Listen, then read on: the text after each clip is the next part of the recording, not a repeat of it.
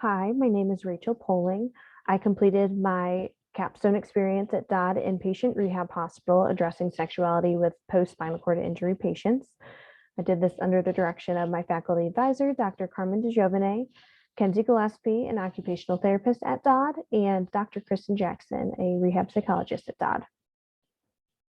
I first completed a systematic review titled The Impact of Sexual Rehabilitation on the Quality of Life of Individuals with Spinal Cord Injuries.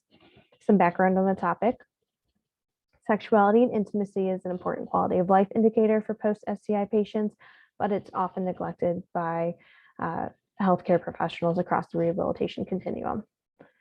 So my PICO question was, for spinal cord injury patients, what is the effects of sexual rehabilitation counseling as opposed to standard inpatient rehab protocol on the quality of life for SCI patients? Of the 375 articles I originally reviewed, only 10 were chosen for data extraction. Inclusion criteria included sexual intimacy, sexual rehabilitation, group intervention, individual intervention, and rehab counseling. Exclusion criteria included marriages, pediatrics, aging, and general rehab, with the overall strength of recommendation across studies being weak plus. The general consensus from the literature is that more research needs to be done to solidify these guidelines for addressing sexuality and intimacy. And literature also indicates that positive sexual health outcomes rely on education, knowledge, and experience of the provider, as well as the resources the provider has to provide to the patient. So my algorithm for the experience itself in the project was to identify key stakeholders to interview for my implementation report. So some of the key stakeholders that I identified were a nurse on the spine team, a physical therapist on the spine team, rehab psychologist also happened to be my mentor, occupational therapist on the spine team, 2 outpatient OTs, and 2 individuals with spinal cord injury that had gone through the rehab process at Dodd. I then identified areas for improvement and gaps in healthcare provider knowledge. So that included just a lack of comfort and lack of knowledge of basic anatomy and physiology of sexual functioning following spinal cord injury, along with the psychological impact. I then created educational materials for the patients and an educational guideline for providers based on the gaps in knowledge. I'll touch on that in the next slide, but the guidelines were an interview guideline and then also guidelines to different approaches for the topic. And I then identified some spinal cord injury patients that were interested in addressing the topic and talking about it some more, and using that guideline I created to guide that conversation. And then I shared the informational handouts with the site for addressing sexuality and intimacy for future implementation. And that also included a education of the spine team staff. So the experience itself included 4 main areas. First was treatment. I treated at least 1 patient a day. Usually I had a patient from eval to discharge, stroke patients, brain injury, debility, spinal cord injury, and oncology. The next part was creating these educational materials for spinal cord injury patients. So female sex and intimacy and male sex and intimacy. So more specific topics, because there are such big differences in sexual functioning between males and females after spinal cord injury.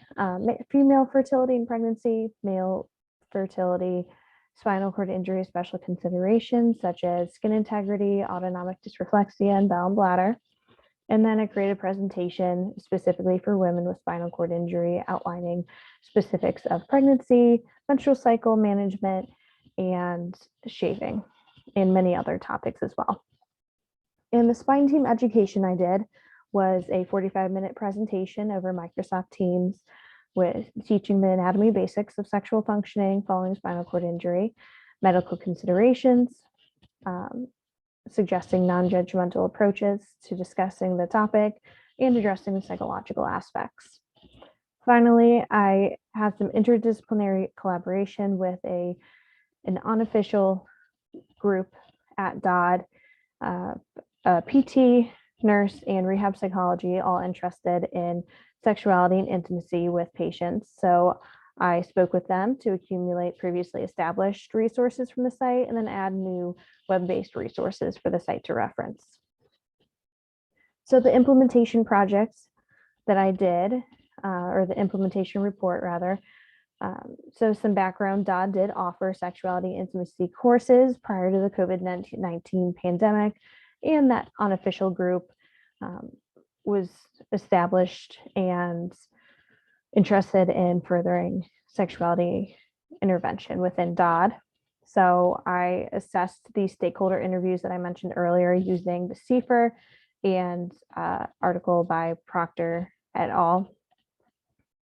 And some strategies for further implementation would be to provide training and educational opportunities for healthcare providers, create and provide educational resources for spinal cord injury patients to address their specific concerns rather than a general approach, and designate a specific individual and or group to address patient questions. So some recommendations for future implementation would be to continue staff exposure to the importance of the topic, provide continued access to education for the provider, and creating accessible information through creating an environment that fosters open discussion.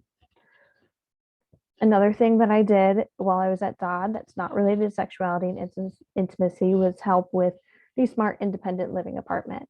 So the ILA at Dodd is a simulated apartment to trial independent living with patients prior to discharge. And for those of you who don't know, Smart Home is the interaction of technology that's integrated into the home environment and often has remote control and creates a more accessible home.